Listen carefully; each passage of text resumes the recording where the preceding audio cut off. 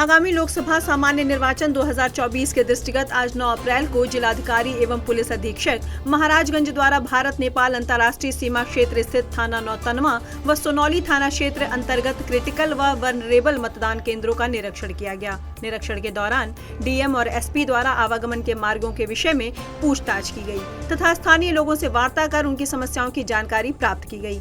मतदान के महत्व को बताते हुए 100% मतदान करने हेतु जागरूक किया गया।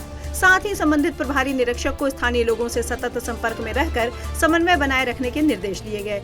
लोकसभा चुनाव को शांतिपूर्ण एवं निष्पक्ष रूप से संपन्न कराने हेतु की जा रही तैयारियों की समीक्षा की गई एवं चुनाव की संवेदनशीलता को देखते हुए विशेष सतर्कता बरतने हेतु संबंधित थाना प्रभारी को आवश्यक दिशा निर्देश दिए गए। इस दौरान पूर्व के चुनाव में घटित घटनाओं की समीक्षा कर आवश्यक कार्यवाही सुनिश्चित करने और चुनाव को प्रभावित करने वाले संभावित अपराधियों के विरुद्ध निरोधात्मक कार्यवाही सुनिश्चित करने, हिस्ट्री शीटरों की जांच कर सक्रिय एचएस के विरुद्ध प्रभावी कार्यवाही सुनिश्चित करने, अपराधी प्रवृत्ति के व्यक्तियों किसी भी प्रकार के मुकदमे के अभियुक्तों के शस्त्र जमा कराने की कार्यवाही करने, गंभीर अपराधों में जमानत पर बाहर आए अभियुक्तों की जमानत निरस्तीकरण की कार्यवाही करने, अवैध शराब के निष्करण, बिक्री व परिवहन के विरुद्ध प्रभावी कार्यवाही सुनिश्चित करने, पुलिस के मददगार व्यक्तियों की सूची बनाकर उनसे लगातार संपर्क में रहकर लाभप्रद सूचनाएं संग्रहित करने, समस्त बूथों का भौतिक निरीक्षण करके आवश्यक मूलभूत सुविधाएं जैसे बिजली, पानी, शौचालय आदि की व्यवस्था सुनिश्चित करने हेतु निर्देश दिए गए।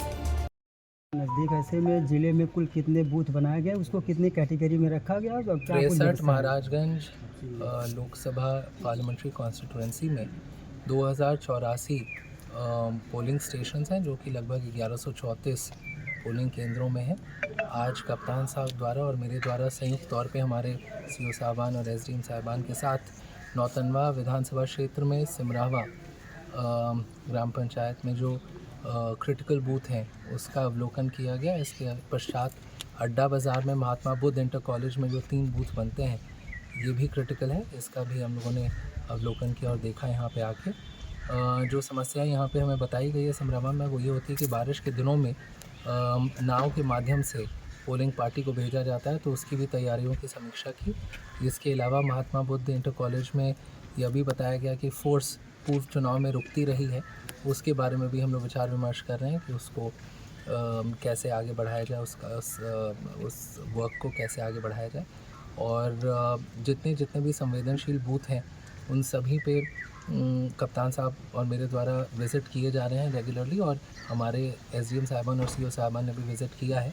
और आशा है कि आगामी लोकसभा चुनाव में किसी भी तरह की कोई भी अप्रिय घटना नहीं होगी। सभा चुनाव नज़दीक है, क्योंकि महाराजगंज जनपद भारत नेपाल के अंतर्राष्ट्रीय सीमा पर पड़ता है, तो बूथों पर पुलिस व्यवस्था किस तरह से की गई है और संवेदनशील बूथों पर किस तरह की सुरक्षा के मतलब विशेष व्यवस्था की गई है? देखिए, क्रिटिकल बूथ के लिए अलग से मानक आए हैं, सामान्य बूथों के लिए अलग से मानक है, उन पर मानक के अनुसार फोर्स डिप्लॉय किया जा रहा है। इसके अलावा जो एरिया डोमिनेशन के लिए हमें फोर्स मिला है वो एरिया डोमिनेशन क्रिटिकल बूथ इनके हिसाब से और संवेदनशील गाँवों की सूची उनको दी गई है। वो लगातार एरिया डोमिनेशन कर रहे हैं ताकि लोगों में विश्वास बहाली हो और शांतिपूर्ण तरीके से चुनाव संपन्न कराया जाए। अभी हमारे द्वारा भी लगातार विजिट किए जा रहे हैं। आज मेरे द्वारा और डीएम साहब के द्वारा सिमरावा गांव के क्रिटिकल बूथ का निरीक्षण किया गया है।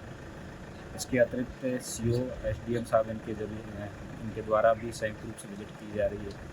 जहां से भी जो भी सूचना प्राप्त हो रही है उस पर उसी हिसाब से रिएक्ट किया जा रहा है।